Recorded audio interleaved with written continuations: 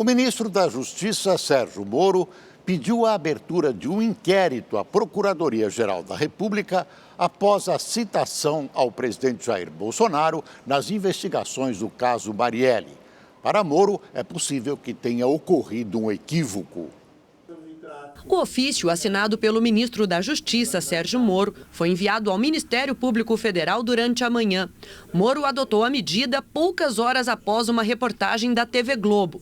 A matéria afirma que existe um registro da portaria do condomínio em que o presidente Jair Bolsonaro tem casa no Rio de Janeiro, que aponta que um dos suspeitos da morte da vereadora Marielle Franco, do PSOL do Rio, e do motorista dela, Anderson Gomes, teria interfonado para a residência de Bolsonaro no dia do assassinato. No documento, o ministro afirma que a própria reportagem esclarece que, na data, o presidente Jair Bolsonaro, então deputado federal, estava em Brasília, tendo registrado a sua presença em 2 votações no plenário da Câmara. Segundo Sérgio Moro, a inconsistência sugere possível equívoco na investigação conduzida no Rio de Janeiro ou eventual tentativa de envolvimento indevido do nome do presidente da República no crime em questão.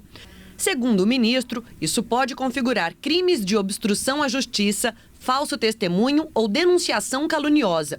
Diz ainda que é possível que o depoente em questão tenha simplesmente se equivocado ou sido utilizado inconscientemente por terceiros para essas finalidades. Moro argumenta que a citação ao presidente Jair Bolsonaro faz com que a investigação seja de competência da Polícia Federal e do Ministério Público Federal. Por isso, pede ao Procurador-Geral da República, Augusto Aras, que seja aberto um inquérito para apuração conjunta perante a Justiça Federal de todo o ocorrido. Augusto Aras disse que vai enviar o pedido de Moro ao Ministério Público Federal do Rio de Janeiro. O procurador-geral afirmou ainda que o que existe é um factoide que gerou um crime contra o presidente da República e que Jair Bolsonaro não é investigado, e sim vítima no caso. Aras disse também que o Supremo Tribunal Federal e a Procuradoria-Geral da República já arquivaram uma notícia de fato enviada ao STF pelo Ministério Público Federal do Rio de Janeiro, que informava sobre a existência da menção do nome de Jair Bolsonaro na investigação do assassinato de Marielle Franco e do motorista dela. Na Arábia Saudita, o presidente Bolsonaro afirmou que o caso estava sob segredo de justiça e acusou o governador do Rio de Janeiro de tentar prejudicá-lo. No meu entender, o porteiro está sendo usado pelo delegado da Polícia Civil, que segue ordem do senhor vice-governador. Deixo claro, o vice é uma pessoa desconhecida. No meu entendimento, o senhor vice estava conduzindo o processo com o delegado da Polícia Civil para tentar me incriminar ou pelo menos manchar o meu nome com essa falsa acusação que eu poderia estar envolvido na morte da senhora Marielle. O governador Wilson Witzel rebateu as acusações. Não manipulo o Ministério Público, não manipulo a Polícia Civil. Isso é absolutamente inadequado, é contrário às instituições democráticas. A Polícia Civil no meu governo tem independência, o Ministério Público tem e sempre terá independência. E, infelizmente, eu recebi com muita tristeza essas levianas acusações. Ainda ontem, logo após a veiculação da reportagem, Bolsonaro fez uma transmissão em uma rede social. O presidente, que chega ao Brasil amanhã, após uma viagem de 12 dias à Ásia e ao Oriente Médio, saiu em defesa dos filhos. Eu aguento a porrada, mas fico revoltado quando pega filhos meus, parentes meus do Vale do Ribeira. Quem está do meu lado, eu não deveria perder a linha, sou o presidente da República, mas confesso que estou no meu limite com vocês. Trabalho para o Brasil. Se o Brasil der errado, todo mundo vai para o espaço. Hoje, o vereador Carlos Bolsonaro usou as redes sociais para criticar a reportagem da TV Globo. O filho do presidente postou um vídeo que, segundo ele, foi gravado pela manhã.